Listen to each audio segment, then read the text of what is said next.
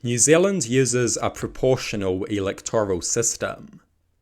This system is called mixed-member proportional. Seats in Parliament include constituency seats and list seats, which facilitate proportionality. Each voter gets 2 votes, one for a party and one for a candidate in their constituency. The proportionality of the system is restricted by the 5% threshold required for a party to enter Parliament. The electorates use a first-past-the-post system. The existence of the list seats render this largely inconsequential, and the system is, by and large, proportional. By-elections are a notable exception to this rule, as they are not at all proportional. But by and large, the system is proportional.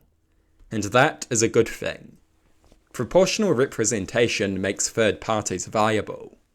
This enriches democracy by giving people more choices.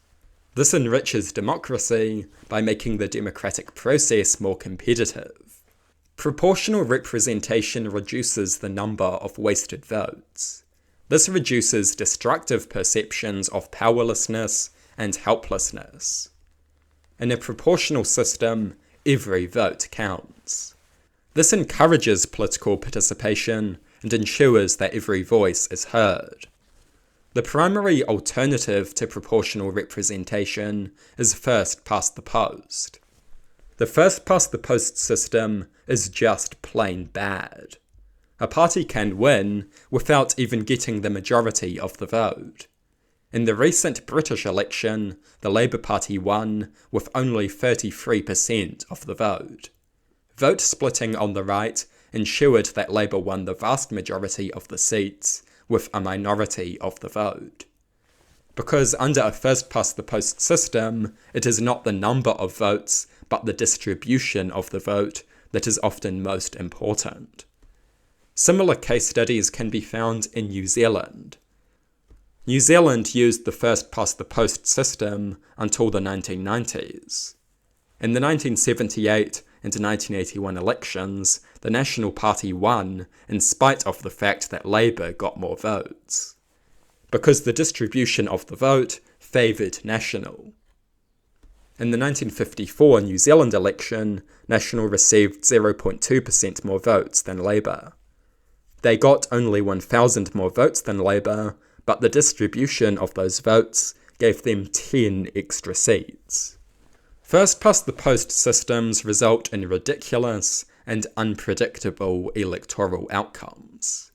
These kind of absurd outcomes undermine faith in democracy. They destroy confidence in democracy. They make democracy look like an unpredictable joke. First-past-the-post is terrible.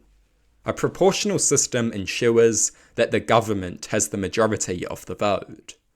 If no single party gets the majority, a coalition representing the majority must be formed. Under a proportional system, there are far fewer wasted votes. The will of the voters is more accurately represented.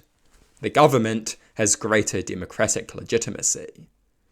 Our proportional electoral system is a great thing. In other countries, many people dream of such a reform. Just look at the USA and Britain, 2 countries held hostage by the two-party system that first-past-the-post creates. And yet some people want a return to first-past-the-post. We have endless evidence that such a system is non-competitive and devolves into a two-party system where lesser evil voting dominates. Proportional democracy is a precious thing, a valuable thing. We must never forget that.